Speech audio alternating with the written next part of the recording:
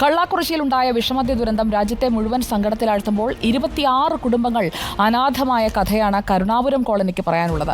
കള്ളാക്കുറിശ്ശിയിലെ പോലീസിന്റെയും സർക്കാർ അധികൃതരുടെയും മൂക്കിന് തുമ്പിൽ ഇരുന്ന് നടന്ന വ്യാജമദ്യ കച്ചവടം കാരണമുണ്ടായ നഷ്ടങ്ങൾക്ക് എത്ര ലക്ഷം ധനസഹായം സർക്കാർ നൽകിയാലും അതിനൊന്നും കരുണാപുരത്തിന്റെ മുറിവുണക്കാൻ കഴിയില്ല.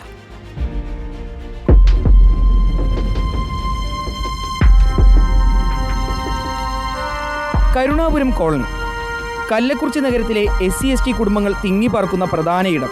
ഓലയും ഷീറ്റും മേന ഒറ്റമുറി വീടുകളിലാണ് കരുണാപുരത്തുകാർ കഴിയുന്നത്. ഇവിടേക്കുള്ള കുടിവെള്ളത്തിന്റെ പൈപ്പ് ഉൾപ്പെടെ വരുന്നത് അഴുക്കുചാലിലൂടെയാണെന്ന് കാണുമ്പോൾ തന്നെ മനസ്സിലാക്കാം എത്രമാത്രം അവഗണനകൾ ഏറ്റുവാങ്ങുന്ന ജീവിതങ്ങളാണ് ഇവിടെയുള്ളതെന്ന്.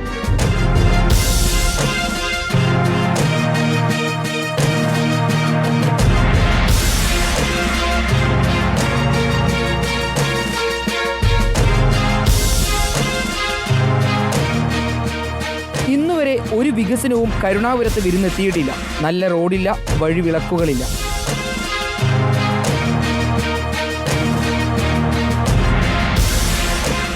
ജീവിതം മുന്നോട്ട് കൊണ്ടുപോകാൻ കരുണാപുരത്തുകാർ ചെയ്യാത്ത ജോലികളില്ല. കല്ലാക്കുറിച്ചി നഗരത്തിലെ മാർക്കറ്റിൽ ചുമടെടുക്കുന്നതും അഴുക്കുചാൽ വൃത്തിയാക്കുന്നതും കെട്ടിടങ്ങൾ നിർമ്മിക്കുന്നതും തുടങ്ങി ദിവസക്കൂലി കിട്ടുന്ന ഇടത്തെല്ലാം കരുണാപുരത്തുകാരുണ്ടാവും. പണം മാത്രം കൊതിച്ച് വർഷങ്ങളായി ഗോവിന്ദരാജൻ എന്ന കണ്ണുകുട്ടിയും കുടുംബവും വ്യാജമദ്യം വിറ്റിരുന്നതും ഇതേ തെരുവിലാണ്.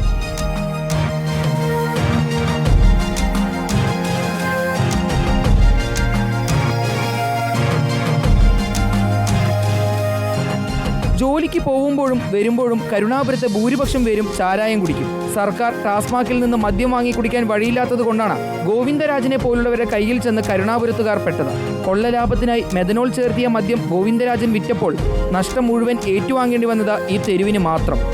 5 സ്ത്രീകൾ ഉൾപ്പെടെ 25 പേരാണ് വിഷമദ്യം കഴിച്ച ഈ തെരുവിൽ പെടഞ്ഞു വീണത്.